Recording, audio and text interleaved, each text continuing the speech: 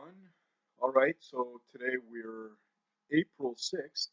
This is the fourth installment of Not Optimusmastro, Musings of Marco, episode 4. And today I want to talk about a few things. I'm going to address the Wrestlemania stuff. I know you're a big wrestling fan. We want to know your opinions on Undertaker, the retirement, and I'll get to that. But I want to talk to everybody out there in YouTube land about basically education versus getting a degree. Now, I have a degree. I have a degree from Concordia University. I have a degree in political science, Bachelor of Arts. That's really nice. But education, the more I live, the more I learn, is a lifelong affair. Now, what does that mean? As much as you train the guns, to train the intelligence is equally just as important. While ignorance may be bliss, it also can be quite dangerous. And there's a difference between taking things at face value and instead using your own natural curiosity that is gifted to you by natural law, Aristotle, to develop, to seek after what is true. Definition of truth, that which cannot be argued against. So what do I have in my library? Well, obviously I'm a practicing Roman Catholic, so I have the Bible and I have the Catechism. But I also have the Council of Trent. I have St. Thomas Aquinas, the Summa Theologia. I have a lot of books by G.K. Chesterton, including one which is called Orthodoxy. But I want to talk today about philosophy. Now, I said in an earlier video that I think we're living a crisis in metaphysics. People have forgotten how to think. So one of my favorite philosophers, besides Aquinas, who's more of a theologian, besides Aristotle, is Plato. And I would argue that Plato is one of the first guys who conceived of heaven.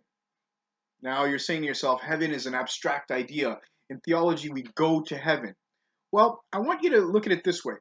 One of Plato's central teaching is the idea of forms, that things exist as in a universe of ideas.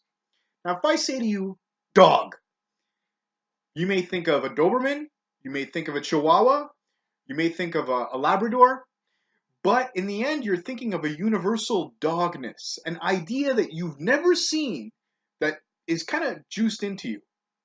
Now, Aquinas further develops that thought when he proposes the 5 ways to, prove God's existence on degrees. Beauty, for instance.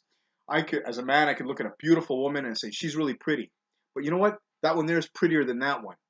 This presupposes in me a measuring stick of beauty which I've never seen. We'll call God. But back to Plato, this world of ideas is heaven. Now, we haven't given it a name yet, but because we can look at things and grasp them. I'll give you another example. Chair. Now, a chair may be, a love seat.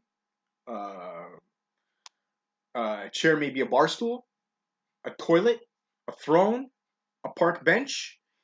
But you get the idea. The universal idea of chairness exists, and you know it. It's in your mind. So no matter if you thought of a park bench and I thought of a bar stool, we're still thinking of the same universal idea. Plato also remarked that our life, where we live right now, is almost as if we're inside of a cave and we see shadows.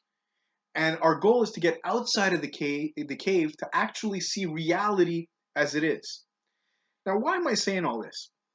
Well, because in the church today, there's been a movement away, I would say the last 80, 90 years, with the advent of modernism, which introduced kind of a very subjectivist philosophical worldview, right? I become the center of my world. In French, we say, on tourne autour de l'ombril. Our belly button becomes the center of everything. And subjectively speaking, truth is attached to what we perceive and what we believe is true. Is that fact? Does objective truth exist? Well, let's test that theory out. Objectively speaking, if I were to open the window and jump, would I fall? Would I encounter gravity? Gravity exists. Thus, gravity is objectively true. Therefore, by deduction, remember induction and deduction? By deduction, gravity exists and is an objective truth.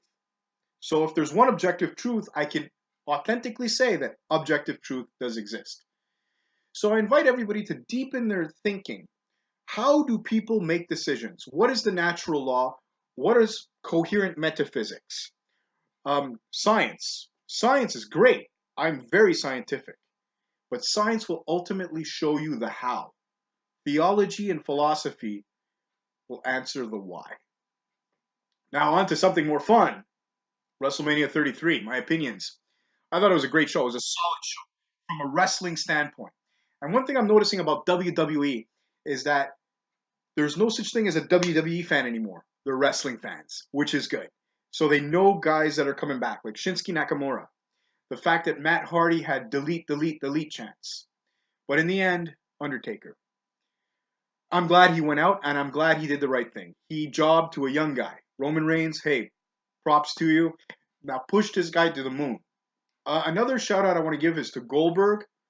You know, everybody used to say Goldberg was a mark for himself, that he really believed he was Goldberg.